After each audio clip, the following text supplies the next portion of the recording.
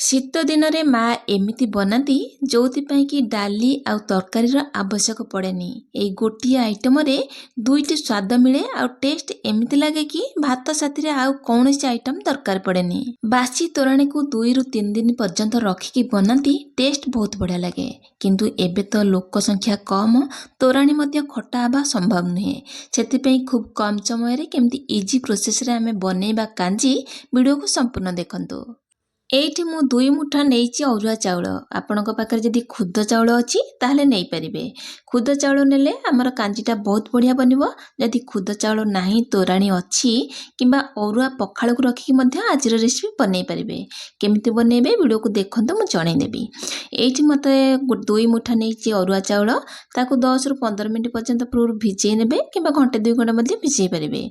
ସବୁ ମିକ୍ସି ଜାରରେ ଦେଇଦେବା ଆଉ ତାକୁ ପଲ୍ସ ମୋଡ଼ରେ ଟିକେ ଗ୍ରାଇଣ୍ଡିଂ କରିନେବା, ଯେମିତି ଆମର ଚାଉଳଟା ଟିକେ ଖୁଦ ଭଳି ବନିଯିବ। ଏଠି ଆମର ଚାଉଳକୁ ଗୁଣ୍ଡ କରି ପେଷ୍ଟ କରିବାର ନାହିଁ, କେବଳ ଜଷ୍ଟ ଟିକେ ପଲ୍ସ ମୋଡ଼ରେ ଗ୍ରାଇଣ୍ଡିଂ କରିଦେଲେ 2-3 ଥର ଆମର ଚାଉଳଟା ଟିକେ ଖଦଡ଼ିଆ ହେଇଯିବ ବା 2 ଖଣ୍ଡ ଲେଖା ହେଇଯିବ, ଯାହା ଫଳରେ ଆମର କାଞ୍ଜି ପାଇଁ ଖୁଦ ଚାଉଳ ରେଡ଼ି ହେଇଯିବ। ଏଇଠି ଆମର ଖୁଦ ଚାଉଳ ରେଡ଼ି ହେଇଗଲା। ମୁଁ ଏଠି ଗୋଟେ ପ୍ୟାନରେ ପାଣି ବସେଇଛି ଆଉ ପାଣିକି ଗରମ ହେବା ପାଇଁ ଛାଡ଼ିଛି। ପାଣି ଗରମ ହେଲା ପରେ ଆମେ ଏଥିରୁ କିଛି ଗରମ ପାଣି କାଢ଼ି ନେବା। ଗରମ ପାଣି ପରେ ଯଦି ଆଡ଼୍ କରିବେ ତାହେଲେ ଆମର କାଞ୍ଜିଟା ପୁରା ସୁପର ଟେଷ୍ଟି ବନିବ। ଏଠି ପାଣି ଯେତିକି ଅଛି ଆଉ ଖୁଦକୁ ଆମେ ଏଥିରେ ଆଡ଼୍ କରିନେବା। ଆପଣମାନେ କାଞ୍ଜି କେଉଁ ପରିମାଣରେ ବନେଇବେ ସେହି ହିସାବରେ ଖୁଦକୁ ଆଡ଼୍ କରିବେ। ଏ ଯେତିକି କାଞ୍ଜି ମୁଁ ବନେଇବି ଏତିକି ଖୁଦ ମଧ୍ୟ ଆମର ପୁରା ସଫିସିଏଣ୍ଟ ହେବ। ଚାଉଳକୁ ଦେଇଦେବା। ଖୁଦ ଯେହେତୁ ଆମେ କରିଛେ ତଳେ ଲାଗିବନି, ସେଥିପାଇଁ ଗୋଟେ ଫୁଟଣା ଆସିବା ପର୍ଯ୍ୟନ୍ତ ଆମେ ଟିକେ ଫୁଟେଇ ନେବା। ଏଇଠି ଆମେ ଅଧ ଛୋଟ ଚାମଚରୁ କମ୍ ଟିକେ ହଳଦୀ ଗୁଣ୍ଡ ଦେବା, ସ୍ୱାଦ ଅନୁସାରେ ଲୁଣକୁ ଦେବା। ପ୍ରଥମେ ଟାଣ ପରିବାକୁ ଆଡ଼୍ କରିବା। ଏଠି 4-5ଟା ଖଣ୍ଡେ ବିନ୍ କେମିତି ଛୋଟ ଛୋଟ କରି କାଟିକି ନେଇଛି, ଟିକେ ଲମ୍ବାଳିଆ ରଖିଛି। ଆଉ 2ଟା ମୂଳାକୁ, ଗୋଟେ ମୂଳାକୁ ମୁଁ ଏମିତି ଲମ୍ବା ଭଳି ରଖିଛି ଆଉ କିଛିଟା ଗୋଲ ଗୋଲ ରଖିଛି। ପ୍ରଥମେ ଆମେ ଟାଣ ପରିବା ଦେବା, ତାକୁ କଭର ଦେବା ଆଉ ଲୋ ଟୁ ମିଡ଼ିୟମରେ ରଖି ତାକୁ ସିଝିବା ପାଇଁ ଛାଡ଼ିବା। ଯେହେତୁ ଆମେ ଚାଉଳକୁ ଗୁଣ୍ଡ କରିଛେ ବା ଖଦଡ଼ କରି ନେଇଛେ ବା ଖୁଦ କରିଛେ, ତେଣୁ ଖୁବ୍ କମ୍ ସମୟରେ ଆମର ଚାଉଳଟା ସିଝିଯିବ। ଏଠି ଲିଡ୍ ଖୋଲି ଆପଣମାନଙ୍କୁ ଦେଖାଉଛି ଆମର ପରିବା, ଯେଉଁ ଟାଣ ପରିବା ଦେଇଥିଲେ ସିଏ ମଧ୍ୟ ସିଝିଛି। ଚାଉଳ ମଧ୍ୟ ଏମିତି ହାତରେ ଚିପିଲେ ସିଝି ଯାଉଛି। ଯେମିତି ଚାଉଳଟା ପୁରା ସିଝିକି କ୍ଷୀରି ଭଳିଆ ଟିକେ ବନିବ କିନ୍ତୁ ଗୋଟା ଗୋଟା ଥିବ, ତାହେଲେ ଆମର କାଞ୍ଜି ଖାଇବାକୁ ବହୁତ ବଢ଼ିଆ ଲାଗିବ। ପ୍ରଥମରୁ ମୁଁ କିଛି ଟାଣ ପରିବା ଆଡ଼୍ କରିଥିଲି, ପରେ ମୁଁ କିଛି ସଫ୍ଟ ପରିବା ଆଡ଼୍ କରିଛି, ଯେଉଁଟା ଖୁବ୍ କମ୍ ସମୟରେ ସିଝିଯିବ। ଏଠି ଗୋଟେ ବାଇଗଣ, 4-5ଟା ଖଣ୍ଡେ ଶିମ୍ବକୁ ଚୋପା ବାହାର କରି ନେଇଛି ଆଉ ତାକୁ ଟିକେ ମଝିରୁ ଚେକ୍ କରିକି ତାକୁ ଦେଇଦେବା ଆଉ ସିଝିବା ପାଇଁ ଛାଡ଼ିବା। ଏଠି ଗ୍ୟାସ୍ର ଫ୍ଲେମ୍କୁ ଲୋ ଟୁ ମିଡ଼ିୟମରେ ରଖିବା, ଟିକେ ଫାଙ୍କ ରଖିବା, ନହେଲେ କାଞ୍ଜି ବା ପେଜ ଗୁଡ଼ାକ ଉତୁରିକି ଗ୍ୟାସ୍ ସାରା ପଶିଯିବ। ଏଠି ଆମର ବାଇଗଣ ଆଉ ସବୁ ପରିବା ଭଲସେ ସିଝିଗଲାଣି। ମୁଁ ଏଠି ଲିଡ୍ ଖୋଲି ଦେଖାଉଛି ଆପଣଙ୍କୁ, ଦେଖନ୍ତୁ। କନ୍ସିଷ୍ଟେନ୍ସି ଏମିତି ରଖିବେ କି ଟିକେ ପତଳା ରଖିବେ, ଆପଣ ଯେମିତି ପସନ୍ଦ କରନ୍ତି ସେମିତି ରଖିବେ। ଯେହେତୁ ଆମର ତୋରାଣୀ ନାହିଁ କାଞ୍ଜିଟା ଖଟା ବନିବା ପାଇଁ, ମୁଁ ଏଠି 2ଟା ମିଡ଼ିଲ୍ ସାଇଜ୍ର ଟମାଟୋକୁ ଆଡ଼୍ କରିନେଲି।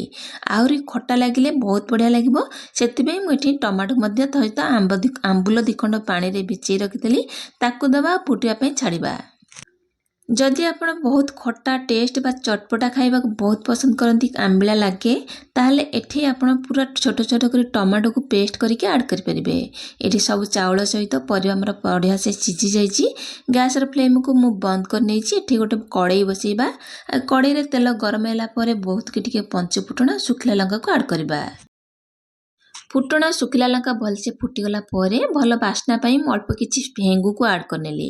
ହେଙ୍ଗୁକୁ ଟିକେ ଦବା, ବଢ଼ିଆ ବାସ୍ନା ଆସିବ। ଅଧିକ କିରି ରସୁଣ ଛେଚାକୁ ଆଡ଼୍ କରିବା। ମୁଁ ଧୋଇକିରି ଚୋପା ବାହାର କରିନି ଆଉ ତାକୁ ଦେଇକି ଭଲସେ ଛୁଙ୍କ କରିନେଉଛି। ରସୁଣର ବଢ଼ିଆ ବାସ୍ନା ଆସିଗଲା ପରେ ଆମେ ଏଥିରେ ଭୃଷଙ୍ଗ ପତ୍ରକୁ ଆଡ଼୍ କରିବା। ରସୁଣ ଟିକେ ଅଧିକ କିରି ପକେଇବେ, କାଞ୍ଜି ଖାଇବାକୁ ବହୁତ ବଢ଼ିଆ ଲାଗିବ।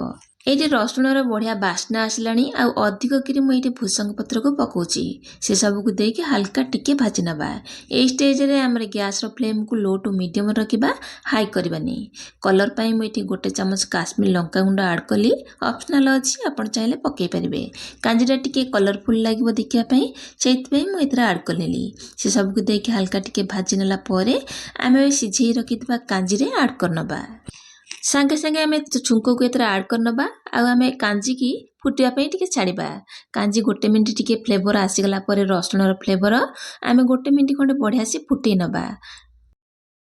ଯଦି ଆପଣ କାଞ୍ଜିରେ ଚାଉଳ ଗୁଡ଼ାକ ପୁରା ମିଶିକି ଥିବ ଖାଇବାକୁ ପସନ୍ଦ କରନ୍ତି ତାହେଲେ କିଛି ଚାଉଳକୁ ଏମିତି ଡଙ୍କି ସାହାଯ୍ୟରେ ସ୍ମାସ୍ କରିନେବେ ବା ଡଙ୍କେଇ ନେବେ। ଚାଉଳ ଗୁଡ଼ାକ ଲଟପଟିଆ ହେଇଯିବ। ଆଉ ଯଦି ପାଣିର କନ୍ସିଷ୍ଟେନ୍ସି ଟିକେ ଅଧିକ ଦରକାର ଆପଣଙ୍କୁ ତାହେଲେ କିଛି ଗରମ ପାଣି କରି ଆଡ଼୍ କରି ଆଉ 1 ମିନିଟ୍ ଫୁଟେଇ ନେବେ। ଏଇଠି ଆମର ସୁପର ଟେଷ୍ଟି କାଞ୍ଜି ବା ତୋରାଣୀ କାଞ୍ଜି ନାହିଁ, ଆମ୍ବୁଲ ଆଉ ଟମାଟର କାଞ୍ଜି ରେଡ଼ି। ଆପଣମାନେ ଏଇ ପ୍ରୋସେସ୍ରେ ବହୁତ ଦିନ ପର୍ଯ୍ୟନ୍ତ ଖଟା ତୋରାଣୀ ବା ପଖାଳକୁ ରଖିକି ବନେଇକି ଏଇ ଶୀତ ଦିନରେ ଥରେ ନିଶ୍ଚୟ ଖାଆନ୍ତୁ। ଆଜିର ରେସିପି ଆପଣମାନଙ୍କୁ କେମିତି ଲାଗିଲା କମେଣ୍ଟ ସେକ୍ସନରେ ସିଓର ଜଣେଇବେ। ପୁଣି ଆସିବି ଗୋଟେ ନୂଆ ଭିଲେଜ ଷ୍ଟାଇଲ ରେସିପି ସହିତ। ସେ ପର୍ଯ୍ୟନ୍ତ ରହୁଛି ନମସ୍କାର, ବାଏ, ଜୟ ଜଗନ୍ନାଥ।